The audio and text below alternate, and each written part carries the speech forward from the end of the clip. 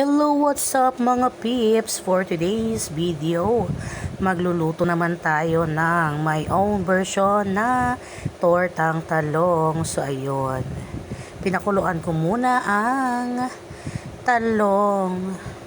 Charing. Ayun, napakuluan ko na siya guys. At syempre binalatan ko na yan at gagawa na aketch ng sangkap nito. Yung pampalasa ng ating talong. Nilagyan ko nga pala guys ng harina at saka kaunting crispy fry para mas maganda ang kalalabasan nito or tinatawag nating shape nito pag niluto natin.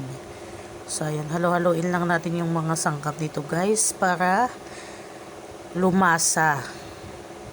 Maghahalo-halo yung mga sangkap nito. Yan. O, diba? 40 pesos, halagang 40 pesos, may ulalam ka na.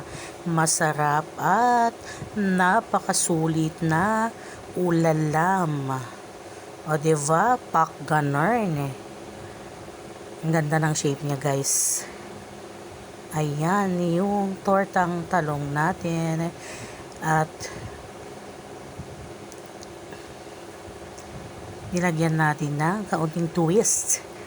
Ganon. So, ayan. Tada! O, diba nagmukbang ng aking Junakis? Gustong-gusto nila, guys. Yummy daw.